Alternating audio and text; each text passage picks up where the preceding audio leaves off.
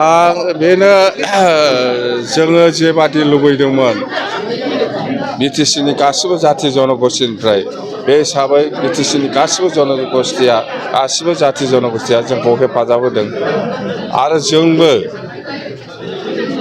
जों जेरै लुबैदों जिहेतु जोंखौ सहाय खालामदों बिपिएफ हान्जाखौ जोंबो बिपिएफ हान्जानिफ्राय गासिबो जाथि जनगोष्ठीनि जिथु लुबैनाय बेखौ सुफुंनो थाखाय जोङो सेस्था खालामनांगोन। इउपिपिएलखौ मारै फाइभ जिर' खालामनांगौ सार?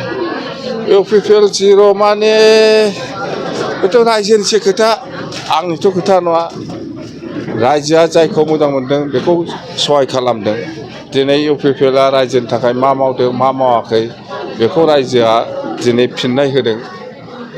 जोङो मथथे बिपिएफ हान्जा हिसाबै रायजोआ जेरै लुबैदों जेखौ आसा खालामनानै जोंखौ दिनै सहाय खालामदों जोंबो सहाय खालामफिनलांगोन बेखौनो आं खोथा होबाय बास। सार मोनसे खोथा ससियेल मिडियायाव गोबां नुदोंमोन जे नोंथांनि बिसियाबो शिवले महिलारिया फार्स्ट टाइम एमएलए जाबाय। बिथाङा बुंदों आंनि बिसायाल' मावनो हाया आंबो मावना दिन्थिगोन होनना रायजोफोरनि थाखाय।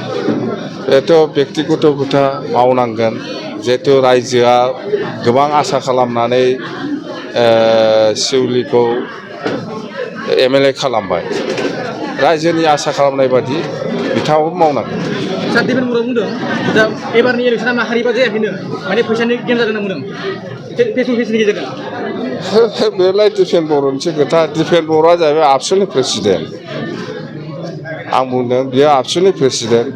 बियो बुंनांगौमोन खालि बर' जाथिनिल' आङो लिडार नङा बिटिसिनि गासिबो जाथि जनगोष्ठीनि जानानै आं खामानि मावगोन बयबो आंखौ सहाय खालाम होननानै बुंनांगौ। खालि बर'ल' बुंबाय थादों बियो बेवहायनो भुल जादों बेना। सार नोंथांखौ बुंबाय थादों बिथाङा नुनो बहुत डेन्जार नुयो बिथांनि गोसोआ नरम होनना बुङो नोंथांखौ बुङो सार नोंथां नुनो गोरा नुयो खिन्थु नरम बुङो सार बेखौ मा बुङो सार?